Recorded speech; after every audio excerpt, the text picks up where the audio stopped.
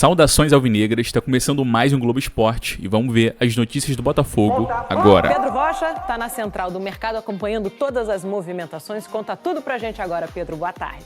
Fala, Débora, tudo bem? Boa tarde para você, para todo mundo ligado no Globo Esporte. Central do Mercado começa hoje com uma notícia que não agrada aos botafoguenses. O Marlon Freitas está muito perto de ser anunciado oficialmente como novo reforço do Palmeiras. Na sexta-feira, ele teve uma reunião com o John Textor, dono da SAF do Botafogo, disse do desejo dele de se transferir para o futebol paulista. E ontem, o Marlon abriu mão dos 10% que ele teria direito de receber nessa negociação, algo em torno dos 3 milhões de reais, para avançar esse acordo dele com o Palmeiras. Então os clubes já trocam os contratos e ele pode ser anunciado a qualquer momento como reforço do Palmeiras para 2026. Fala do Botafogo, ele acertou com o Palmeiras, né? O Botafogo e o Palmeiras acertaram os valores de transferência do Marlon Freitas para finalizar logo essa negociação aí, mas ainda pode demorar mais um pouquinho. Segundo o GE, uma exigência de última hora está dificultando esse desfecho. Os representantes do jogador estão pedindo valor extra, algo que o Botafogo discorda. Os direitos econômicos do Marlon estão divididos em 10% do atleta e 90% do Botafogo. Inicialmente o jogador abriu mão do percentual para facilitar a transação, mas já é justamente esse montante desejado pelos seus representantes nessa reta final de negociação.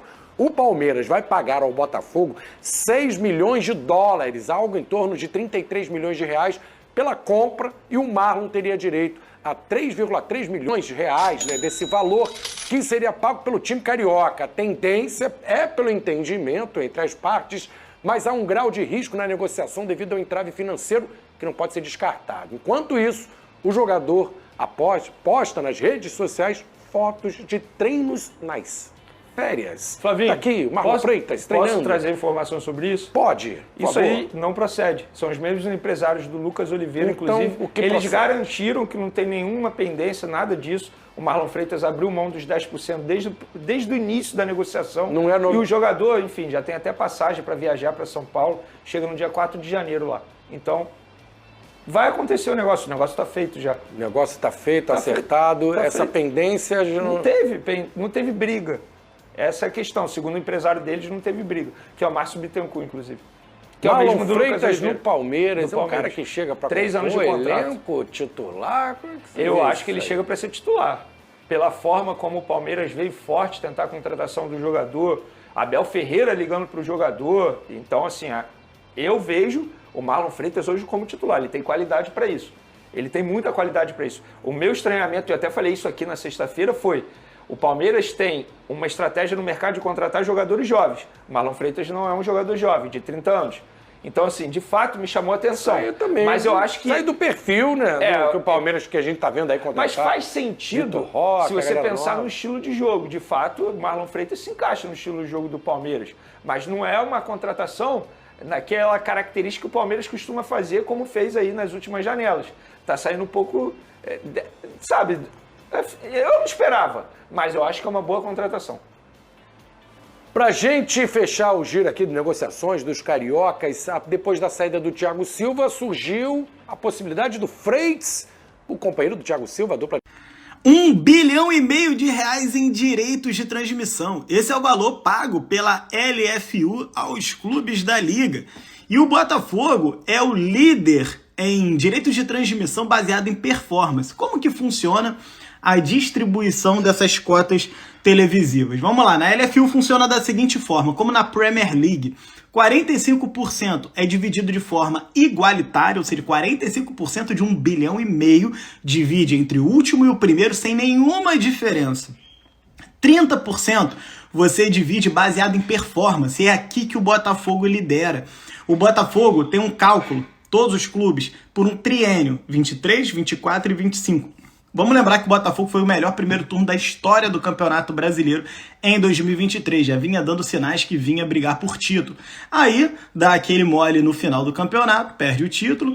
Em 24, o Botafogo é absoluto na competição. E em 25, o Botafogo fica ali colado no G4 de forma muito estável. Não é que brigou para não cair ou coisa do tipo. e depois numa arrancada acabou chegando. Então quando você pega esse triênio e calcula, o Botafogo teve a melhor performance esportiva no triênio, e por isso o Botafogo tem a maior cota televisiva dentro desses 30%. Como os 45% foram divididos de forma igualitária, o Botafogo em 2 quesitos larga na frente de todos no somatório dos 2 quesitos. A terceira cota de 25% é dividida por meio da audiência. Nessa, alguns clubes superam. Em valores absolutos das 3, o Corinthians é quem lidera a LFU, mas não por mérito, e sim por um piso, uma cota fixa, que é uma das coisas antiprofissionais que foram aprovadas na LFU, onde já se viu pagar cota mínima para clube. É uma jabuticaba do futebol brasileiro que não premia meritocracia, não premia o profissionalismo. Isso é bem amador por parte da LFU. Isso é apenas a conservação de privilégios de quem não merece receber esse valor. Quero saber a sua opinião sobre todos esses valores e essa polêmica. Marlon Freitas abre mão de 3.300.000 e com isso destrava a negociação com o Palmeiras. Botafogo vai receber 6 milhões de euros pela transferência, que está agora sacramentada. Cara, o que mais me chama atenção nessa bizarra saída pelas portas dos fundos do Botafogo é o Marlon Freitas abrir mão de 3.300.000. Um cara que está saindo do clube por conta de dinheiro abre mão de 3.300.000. Literalmente ele pagou, e pagou caro, para sair de um clube onde ele era idolatrado por muitos. Uma referência, um cara que estava no bandeirão dos ídolos e agora está sendo escorraçado pela torcida do Botafogo. A maior parte da torcida nas redes sociais pede a remoção dele do bandeirão dos ídolos. Cara, que nojenta essa história, sinceramente. É inacreditável. Me conta aí nos comentários o que você acha sobre tudo isso. John Textor quer Miguel Agamés. Quem é esse moleque de 16 anos que é apontado pela imprensa colombiana como um jogador de classe mundial? E de ontem para hoje, vários perfis que fazem análise de desempenho confirmaram que esse menino tem potencial de ser um jogador de classe mundial. Mais uma descoberta do scout do Botafogo. Eu sei o que você está pensando, né? Pô, Marião, mas só contrata sub-20? Bom, o John Textor está com uma estratégia escancarada. Enquanto em 2024 nós ganhamos uma Libertadores tendo 3 jogadores de 23 para 24 anos, Igor Jesus, Luiz Henrique e Thiago Almada, jogadores que chegaram prontos para performar, a aposta agora é diferente. Ao invés de você ter 3 jogadores, você vai ter até mais jogadores. E com potencial técnico ainda maior. Pô, Manel, você está exagerando que o potencial técnico é maior. Pega os números do Almada no Botafogo e compara com os números do Montoro. O Montoro já fez mais gols e assistências em menos jogos. Ele só tem 18 anos, o Almada tinha 23. E o Almada tinha uma máquina, um time que rodava perfeitamente ao seu entorno. O Montoro não. Quem tem mais potencial técnico aqui?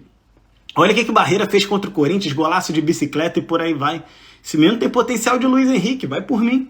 Esse menino tem potencial de Luiz Henrique. Agora, é muito novo, 18 anos. Vai ter que esperar maturar para poder chegar lá. E o Miguel Agamés vem nessa linha. Você vai ter Miguel Agamés, você vai ter, se tudo é certo, né?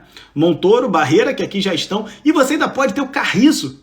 4 baita joias no Botafogo, recheados de muita experiência, de Alex Telles, Marçal, Barbosa, Pantaleão, próprio Neto no gol, Vitinho, Savarino, Santi Rodrigues, Arthur Cabral, Tuco Corrêa, jogadores mega experientes com rodagens na Europa e nas suas seleções. Cara, se os 4 vierem, esse time do Botafogo vai ser enjoado em 2026. Conta aqui nos comentários o que você tá achando desses nomes e dessa janela do Botafogo. Então é isso, esse foi o vídeo de hoje. Se gostou, deixe seu like, inscreva-se aqui no canal caso ainda não seja inscrito e espero você no próximo vídeo.